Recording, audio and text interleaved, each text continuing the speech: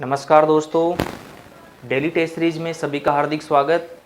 आज से हम इम्पोर्टेंट क्वेश्चनों को सोल्व करेंगे। तो देखिए, आज का जो फर्स्ट क्वेश्चन रहेगा वो आपको स्क्रीन पर दिखेगा। तो देखिए, आज का जो फर्स्ट क्वेश्चन है वो देखिए स्क्रीन पर है। क्वेश्चन है, चांदी के तार का प्रतिरोध बढ़ता है। ऑप्शन देखिए, लंबाई घटने पर, लंबाई बढ़ने पर, त्रिज्या दुगनी होने पर या तापमान घटाने पर। तो हमेशा ध्यान रखें कि चालक तार का जो प्रतिरोध होगा, प्रतिरोध किसके समानुपाती होता है? लंबाई के। तो ध्यान रखें, प्रतिरोध कब बढ़ता है? जब हम लंबाई बढ़ाएंगे।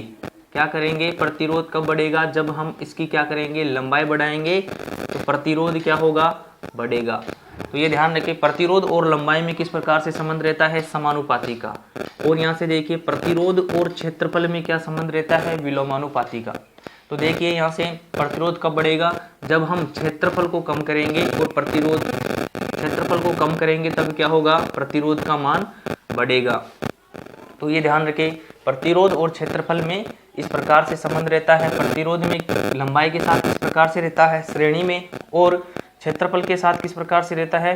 तो ध्यान रखें, विलोमानुपाती। अब देखिए ऑप्शन क्या है। तो ऑप्शन देखिए क्या होगा, इसका जो राइट आंसर होगा वो क्या होगा? लंबाई बढ़ने पर क्या होगा? प्रतिरोध का मान बढ़ेगा। तो देखिए, क्वेश्चन पूछ रहा है कि चांदी के तार का प्रतिरोध बढ़ता है, यानी प्रतिरोध कब बढ़ेगा? जब हम या तो हम लंबाई बढ़ाएंगे या फिर क्षेत्रफल घटाएंगे। तो ऑप्शन में देखिए क्या है? लंबाई बढ़ाने पर। तो इसका जो राइट आंसर होगा वो क्या होगा? बी। ध्यान रखें। अब चलते हैं नेक्स्ट क्वेश्चन पर। तो देखिए, नेक्स्ट क्वेश्चन है, तापमान बढ़ने पर प्रतिरोध घटता है। तो देखिए, तापमान बढ़ने पर प्रतिरोध घटता है। तो देखिए, तापमान बढ़ाने पर प्रतिरोध किनका बढ़ता है? तो देखिए, यदि हम कभी टेम्परेचर बढ़ाएं और प्रतिरोध बढ़े तो वो कौन से पदार्थ होते हैं? कौन से पदार्थ के अंतर्गत आते हैं? तो ध्यान रखें, ये आते हैं धनात्मक ताप गुणांक। इसे बोला जाता है धनात्मक ताप गुणांक। और एक बोला जाता है कि टेम्परेचर बढ़ाने पर यदि रेजिस्टेंस का मान घटे तो उसे बोलते हैं ऋणात्मक ताप गुणांक। ऋणात्मक ताप गुणांक क्या बोलते हैं? ऋणात्मक ताप गुणांक। तो देखिए, यहाँ से धनात्मक ताप गुणांक के जो उदाहरण होंगे वो कौन से होंगे? जैसे शुद्ध चालक। कौन से? शुद्ध चालक। जैसे धातु। इनका क्या होता है कि तापमान बढ़ाने पर प्रतिरोध का मान बढ़ता है। और हमें बताना है कि कौन से पदार्थ का प्रतिरोध घटता है। तो देखिए, तापमान बढ़ाने पर प्रतिरोध घटेगा। तो देखिए, ये कौन सा है? ऋणात्मक ताप गुणांक, जिसका टेम्परेचर बढ़ाने पर क्या होता है? रेजिस्टेंस का मान घट जाता है। तो इसके उदाहरण कौन से होंगे? तो ध्यान रखें, अर्धचालक। अर्धचालक जो पदार्थ होते हैं उनका ताप गुणांक क्या होता है? ऋणात्मक। तो देखिए, इसके उदाहरण कौन से हैं? अर्धचालक पदार्थ हुआ जैसे सिलिकॉन और जर्मेनियम हुआ, कार्बन हुआ। और यहाँ से देखिए, यहाँ से जैसे VDR, LDR, और एक होता है वोल्टेज डिपेंडेंट रेजिस्टेंस बोलते हैं VDR को, और LDR को बोला जाता है लाइट डिपेंडेंट रजिस्टर। तो ध्यान रखें, LDR, VDR, और एक होता है थर्मिस्टर। तो यहाँ से ध्यान रखें, यहाँ से क्वेश्चन पूछे जाते हैं। और एक होता है ऋणात्मक। कौन सा है ये? ऋणात्मक ताप गुणांक। ये कौन सा है? धनात्मक ताप गुणांक। एक होता है शून्य ताप गुणांक, जिसे बोला जाता है जीरो टेम्परेचर कोफिशिएंट। इसके उदाहरण ध्यान रखें, इसमें क्या होगा? टेम्परेचर बढ़ाने पर प्रतिरोध में किसी भी प्रकार का परिवर्तन नहीं होता है, न बढ़ता है न घटता है। तो इसका उदाहरण होगा यूरेका और मैग्नीज। ध्यान रखें, इतनी बातें आप यहाँ से नोट कर सकते हैं। और देखिए, तो इसका जो राइट आंसर होगा, तापमान बढ़ने पर प्रतिरोध जो घट रहा है वो कौन सा है? कौन सा होगा? Option carbon. कौन सा राइट आंसर होगा? कार्बन। तो इसका राइट आंसर होगा डी। अब देखिए, चलते हैं नेक्स्ट क्वेश्चन पर। नेक्स्ट क्वेश्चन है, चालक तार में प्रतिरोध निर्भर करता है। तो देखिए, चालक तार में प्रतिरोध निर्भर करता है। यहाँ से देखिए, चालक तार का जो प्रतिरोध किन किन बातों पर निर्भर करता है वो देखिए। प्रतिरोध क्या होता है, लंबाई के क्या होता है, समानुपाती। और प्रतिरोध ध्यान रखिए क्षेत्रफल के क्या रहता है, विलोमानुपाती। और जब इन दोनों समीकरणों को एक साथ लिख दिया जाता है तो क्या होगा, तो देखिए यहाँ से L/A प्राप्त होता है और यहाँ से R बराबर समानुपाती चिन्ह को हटाएंगे तो एक नियतांक आता है रो, जिसे बोला जाता है विशिष्ट प्रतिरोध। तो यहाँ से देखिए प्रतिरोध किन किन बातों पर निर्भर कर रहा है, चालक तार की लंबाई, क्षेत्रफल और अनुप्रस्थ प्रतिरोधकता यानी विशिष्ट प्रतिरोध, और साथ में एक होगा तापमान। क्या, तापमान। इन बातों पर क्या करता है, निर्भर करता है। तो देखिए चालक तार का प्रतिरोध निर्भर करता है, ऑप्शन देखिए ए में क्या है, लंबाई पर निर्भर करता है, बी है अनुप्रस्थ काट क्षेत्रफल पर करता है, और तापमान पर भी करता है। तो ऑप्शन के हिसाब से क्या होगा, राइट आंसर डी होगा, यानी उपरोक्त सभी। तो ध्यान रखें। अब देखिए नेक्स्ट क्वेश्चन क्या है, चालक तार में प्रतिरोधकता निर्भर करता है, यानी प्रतिरोधकता जो चालक तार में जो प्रतिरोधकता होती है वो निर्भर करती है।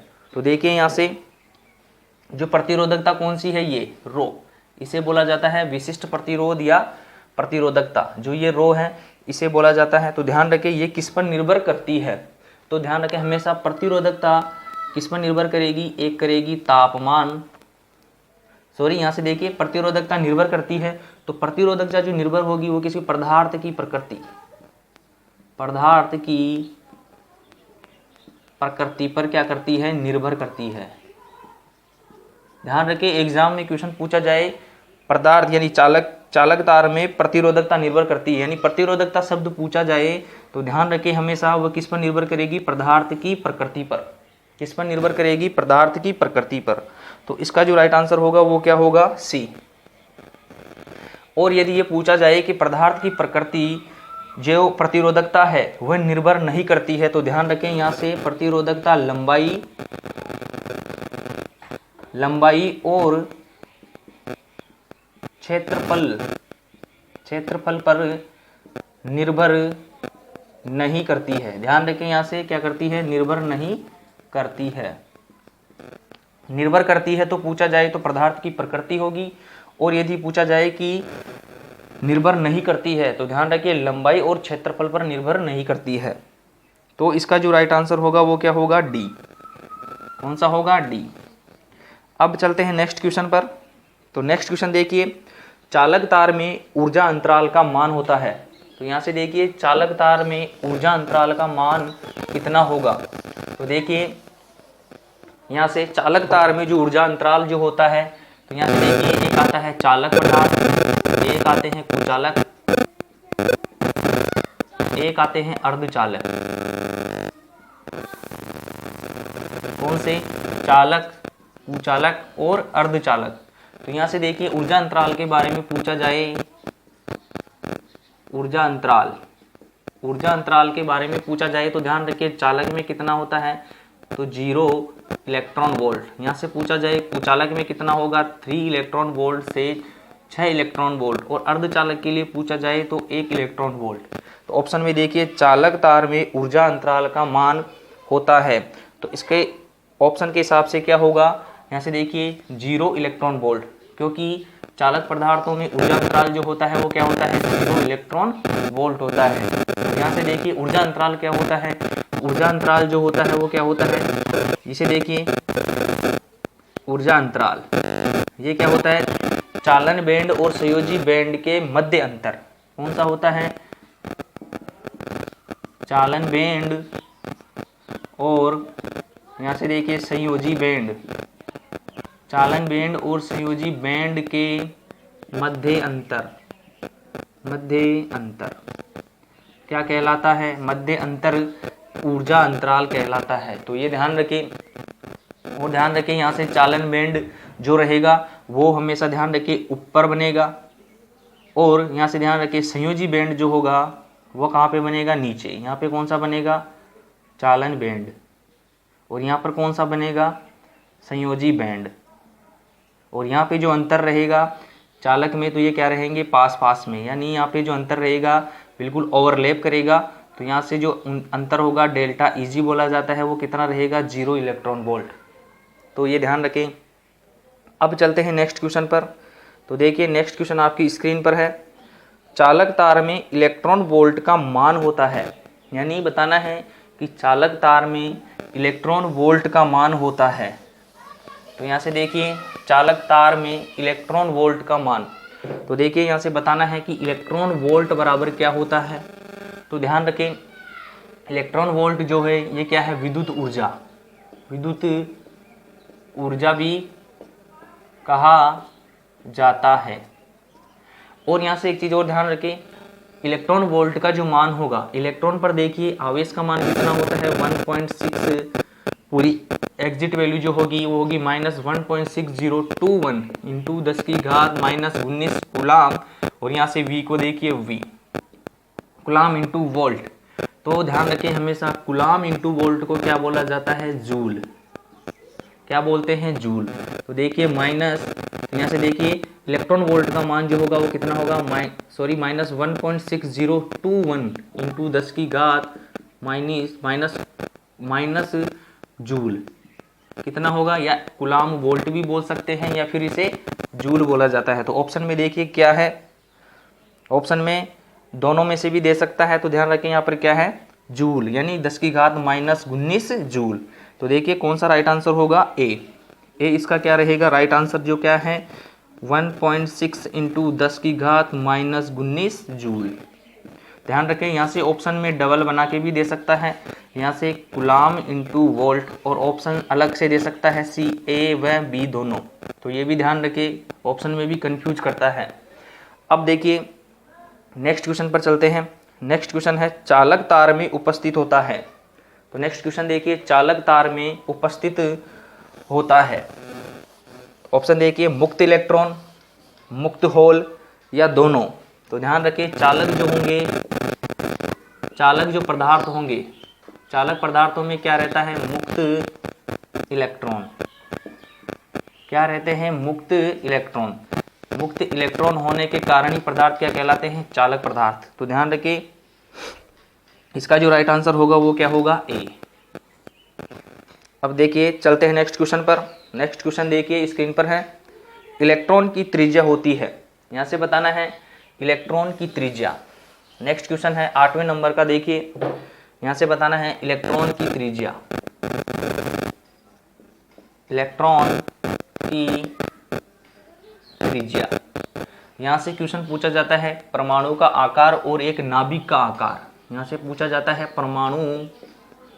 परमाणु का आकार, और यहाँ से पूछा जाता है क्वेश्चन नाभिक का आकार। तो ध्यान रखिए परमाणु का आकार पूछा जाए तो क्या होगा, 10 की घात -10 मीटर। कितना होगा, 10 की घात -10 मीटर। और यदि नाभिक का पूछा जाए तो कितना होगा, 10 की घात -15 मीटर। इसे फर्मी मीटर भी बोला जाता है, ध्यान रखिए। और इसे 10 की घात -10 को एंगस्ट्रम भी बोला जाता है।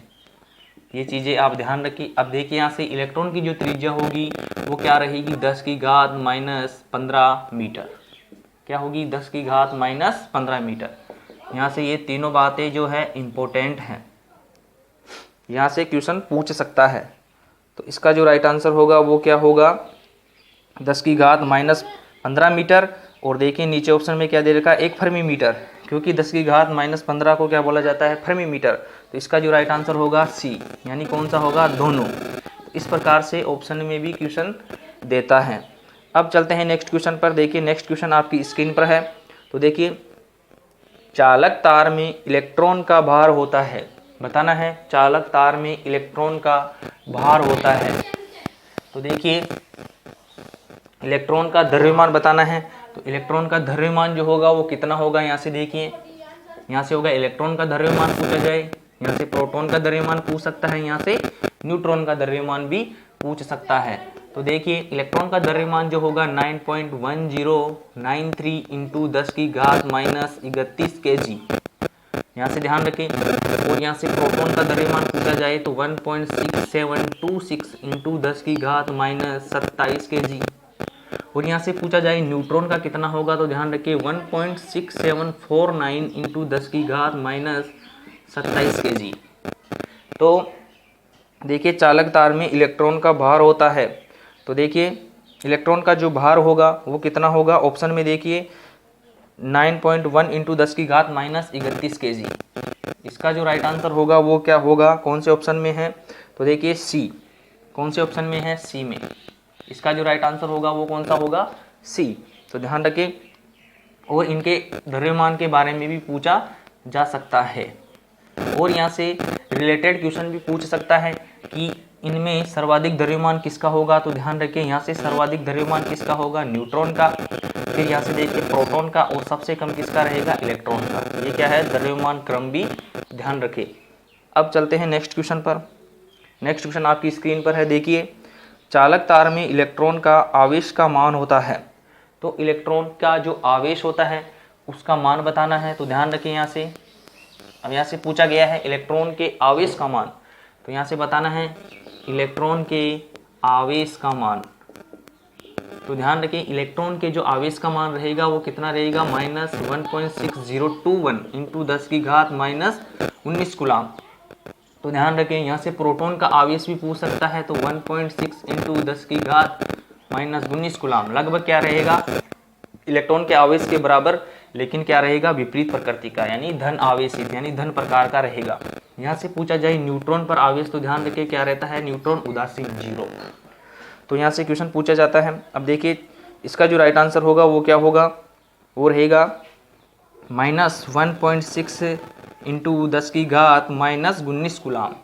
तो ऑप्शन देखिए कौन से में है, ए में। इसका जो राइट आंसर होगा वो क्या होगा, ए। यदि आपको वीडियो पसंद आ रहा है तो वीडियो को लाइक करें और चैनल पर नए हैं तो चैनल को सब्सक्राइब जरूर करें। तो देखिए नेक्स्ट क्वेश्चन है, चालक तार में त्रिज्या अधिक करने पर प्रतिरोध का मान होगा। तो बताना है, इंपॉर्टेंट क्वेश्चन है। इसी प्रकार से एग्जाम में क्वेश्चन पूछे जाते हैं। तो देखिए चालक तार की त्रिज्या अधिक करने पर प्रतिरोध का मान होगा। तो देखिए हम जो प्रतिरोध समानुपाती, लंबाई के क्या रहता है, समानुपाती, और क्षेत्रफल के क्या रहता है, विलोमानुपाती। इस प्रकार से संबंध रहता है। अब हमें बताना है त्रिज्या। तो देखिए यहाँ से क्षेत्रफल से निकलेगी त्रिज्या। तो क्षेत्रफल क्या होता है, पाई आर स्क्वायर। और यहाँ से देखिए एक क्षेत्रफल होता है जो व्यास के संबंध में रहता है, पाई डी स्क्वायर अपॉन 4। तो हमें बताना है त्रिज्या, यानी त्रिज्या को क्या कर दिया गया है, आधा। तो यहाँ से देखिए इस समीकरण में आप रखिए, क्षेत्रफल की जगह आप रख सकते हैं पाई आर स्क्वायर, क्योंकि यहाँ से त्रिज्या के संबंध में बताना है। तो क्षेत्रफल ए बराबर क्या होता है, पाई आर स्क्वायर। तो इसका मान पाई आर ए की जगह रखने पर देखिए क्या होगा, पाई आर स्क्वायर। अब यहाँ से देखिए त्रिज्या को क्या कर दिया गया है, पाई, यानी यहाँ से त्रिज्या को क्या कर दिया गया है, आधी। तो यहाँ से देखिए ये डायरेक्ट परिवर्तन कर रहा है इस पर्सन में, ध्यान रखें, खींचकर ऐसे कोई से बोला नहीं गया है। तो ध्यान रखें डायरेक्ट परिवर्तन करें तो इस प्रकार से इसे सोल्व करना है। तो पाई से पाई अनुपात में ये क्या हो जाता है, दूसरे की तुलना में ये कैंसिल हो जाएगा। तो यहाँ से देखिए 1/2 का जो स्क्वायर करेंगे तब क्या आएगा, तो यहाँ से देखिए 1/4, 1 जो 4 है ऊपर जाकर क्या हो जाएगा, 4। तो देखिए यहाँ से कितना गुना हो जाएगा, 4 गुना, यानी जो प्रतिरोध होगा उसका कितना गुना प्राप्त होगा, 4 गुना, यदि हम त्रिज्या को आधी कर दे तो ध्यान रखिए इसका जो राइट आंसर होगा वो कौन सा होगा, ऑप्शन में देखिए 4 गुना कम, 4 गुना अधिक, 2 गुना कम और 2 गुना अधिक। तो इसका जो राइट आंसर होगा वो क्या होगा, 4 गुना अधिक, बी। इस क्वेश्चन का राइट आंसर क्या होगा, बी। अब चलते हैं नेक्स्ट क्वेश्चन पर। देखिए इसी प्रकार से एग्जाम में क्वेश्चन पूछे जाते हैं और ये क्वेश्चन महत्वपूर्ण क्वेश्चन है। तो नेक्स्ट क्वेश्चन देखिए, चालक तार में त्रिज्या दुगनी करने पर प्रतिरोध का मान होगा। यहाँ से पहले क्या कर रहा था, आधी। अब यहाँ से देखिए क्या कर दिया जाए, त्रिज्या को दुगना कर दिया जाए। तो देखिए त्रिज्या को दुगना करेंगे तब देखिए यहाँ से पाई आर की जगह क्या रखेंगे, 2 का स्क्वायर। तो देखिए क्या होगा, 2 का वर्ग करेंगे तो कितना होगा, 4। तो यहाँ से देखिए पाई से दूसरे अनुपात में, ये ध्यान रखिए अनुपात जब बराबर में जब हम तुलना करते हैं तो वहाँ से पाई का मान बराबर होने के कारण वह दोनों ओर से क्या हो जाता है, कैंसिल। तो यहाँ से देखिए जो न्यू प्रतिरोध जो होगा वो कितना होगा, 1/4 कितना होगा, यानी यहाँ से देखिए त्रिज्या को दुगनी कर देने पर प्रतिरोध कितना हो जाता है, 1/4, यानी कितना हो जाएगा, 1/4 यानी 1/4, यानी 1/4 का मतलब 4 गुना कम हो जाएगा। तो ऑप्शन देखिए 4 गुना कम, 4 गुना अधिक, 2 गुना कम, 2 गुना अधिक। तो ध्यान रखें 4 गुना क्या हो जाएगा, यहाँ से 4 गुना कम। इसका जो राइट आंसर होगा वो क्या होगा, ए। ये इसका ऑप्शन राइट आंसर होगा। अब देखिए चलते हैं नेक्स्ट क्वेश्चन पर। नेक्स्ट क्वेश्चन आपकी स्क्रीन पर है, देखिए। चालक तार में व्यास आदि यानी व्यास को आधा करने पर प्रतिरोध का मान होगा। तो देखिए यहाँ पर क्या कर रहा है, व्यास को क्या कर रहा है, आधा। तो यहाँ से देखिए प्रतिरोध और व्यास के संबंध में जब हम निकालेंगे तो क्षेत्रफल का कौन सा फॉर्मूला लगाएंगे, तो यहाँ से देखिए पाई डी स्क्वायर का हम क्या करेंगे, फॉर्मूला लगाएंगे। तो यहाँ से देखिए क्या कर दिया गया, व्यास को क्या कर दिया गया, आधा। तो व्यास देखिए, व्यास के संबंध में क्या है, टी, तो इसको क्या कर दिया गया, आधा। आधे का स्क्वायर कितना होगा, तो आर समानुपाती पाई, ये कितना हो जाएगा 1/4। 4 ऊपर जाके क्या हो जाएगा, आर के समानुपाती, यानी 4 गुना जो नया जो प्रतिरोध रहेगा यहाँ से वो आर का कितना गुना हो जाएगा, 4 गुना अधिक। तो देखिए ऑप्शन क्या है, 4 गुना कम, 4 गुना अधिक, 2 गुना कम, 2 गुना अधिक। तो इसका जो राइट आंसर होगा वो क्या होगा, 4 गुना अधिक। तो देखिए यहाँ से बी इसका क्या रहेगा, राइट आंसर। अब चलते हैं नेक्स्ट क्वेश्चन पर। तो देखिए स्क्रीन पर है नेक्स्ट क्वेश्चन। चालक तार में व्यास n गुना अधिक करने पर प्रतिरोध का मान होगा। तो यहाँ से क्या कर रहा है, देखिए व्यास को क्या कर रहा है, n गुना अधिक। तो देखिए यहाँ से व्यास के संबंध में जो फॉर्मूला है वो क्या है, अभी हमने देखा यहाँ से। तो व्यास को क्या कर रहा है, यहाँ से देखिए पाई डी स्क्वायर। यहाँ से देखिए आर समानुपाती पाई, डी को क्या कर रहा है, n गुना अधिक। तो अधिक का क्या हो जाएगा, यहाँ से देखिए पाई से पाई कैंसिल हो जाएगा अनुपात में। तो यहाँ से देखिए क्या बचेगा, n स्क्वायर, यानी जो प्रतिरोध जो रहेगा वो क्या हो जाएगा, जो प्रतिरोध रहेगा उसका वर्ग, यानी 1/n स्क्वायर। इस प्रकार से इसका जो राइट आंसर हो जाएगा वो क्या रहेगा, R बराबर, ये क्या है, न्यू प्रतिरोध, ये पुराने प्रतिरोध का कितना हो जाएगा 1 यानी 1/n स्क्वायर, क्या हो जाएगा, n स्क्वायर। तो ध्यान रखें यदि इस प्रकार से क्वेश्चन पूछा जाता है कि पहले वाला जो प्रतिरोध है वो कितना है, 20 ओम। यदि यहाँ से व्यास को क्या कर दिया गया, यहाँ से दोगुना कर दिया गया। तो देखिए यहाँ से दोगुना करने पर क्या हो जाएगा, 4, इसका क्या रह जाएगा 4। तो 4 का भाग देंगे तो कितना प्राप्त होगा, 5 ओम। ध्यान रखिए संख्या देकर भी पूछा जा सकता है। तो देखिए इस क्वेश्चन का जो राइट आंसर है वो देखिए कौन सा होगा, तो ए में क्या है, R बराबर R/n स्क्वायर, ये क्या प्राप्त होगा, नया प्रतिरोध। तो ध्यान रखें। अब चलते हैं नेक्स्ट क्वेश्चन जो आज का अंतिम क्वेश्चन रहेगा। तो देखिए नेक्स्ट क्वेश्चन आपकी स्क्रीन पर है। एक कूलाम में इलेक्ट्रॉन की संख्या होगी, तो बताना है कि एक कूलाम में इलेक्ट्रॉन की संख्या। तो यहाँ से देखिए ऑप्शन देखिए 6.25 × 10⁻18 इलेक्ट्रॉन, या 9.1 × 10⁻3 इलेक्ट्रॉन, सी है 9.1 × 10⁻27 इलेक्ट्रॉन, या डी है 1.6 × 10⁻19। तो देखिए यहाँ से बताना है कि एक इलेक्ट्रॉन का जो आवेश होता है वो कितना होता है, 1.6 × 10⁻19 कूलाम। अब यहाँ से क्या पूछा है उसने, एक कूलाम में इलेक्ट्रॉन।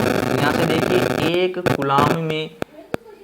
कूलाम में कितने इलेक्ट्रॉन होंगे, तो ये क्या हो जाएगा, इसका उल्टा। तो यहाँ से देखिए एक कूलाम में इलेक्ट्रॉन रखेंगे तो इलेक्ट्रॉन का आवेश का मान कितना है, 1.6 × 10⁻19। जब इसे और आगे सोल्व करेंगे तो देखिए यहाँ से 1.6, ये 10 माइनस का ऊपर जाके क्या हो जाएगा, 10⁻+19। तो यहाँ से देखिए जब इसे सोल्व करेंगे, यानी 1 में 1.6 का भाग नहीं जा रहा है, तो क्या करेंगे, यहाँ से पॉइंट लगाएंगे, पॉइंट में 1.6 का, यानी 10 में 1.6 का भाग लगाएंगे तो क्या होगा, 16×96 में। तो देखिए यहाँ से कितना होगा, 6.25 × 10⁻19 कितने होंगे इलेक्ट्रॉन, कितने इलेक्ट्रॉन होंगे, 10⁻⁻19 +19, क्योंकि ऊपर जाके क्या हो गया प्लस। तो एक कूलाम बराबर, यहाँ से इस प्रकार से भी क्वेश्चन पूछा जाता है, इस पॉइंट को आगे लेने पर क्या होगा, 6.25 × 10⁻18 इलेक्ट्रॉन। इस प्रकार से देखिए कौन से ऑप्शन में है। तो देखिए कौन से ऑप्शन में है? ए। इसका जो राइट आंसर होगा वो क्या रहेगा? ए। तो आज का जो क्वेश्चन था वो कंप्लीट हो गए हैं। इसी प्रकार से डेली आपको कितने मिलेंगे? 15 या 16 20 क्वेश्चन के लमसम आपको रोज क्वेश्चन मिलेंगे। यदि आपको वीडियो पसंद आया है तो वीडियो को लाइक करें और अपने दोस्तों के साथ शेयर जरूर करें। धन्यवाद। जय हिंद, जय भारत।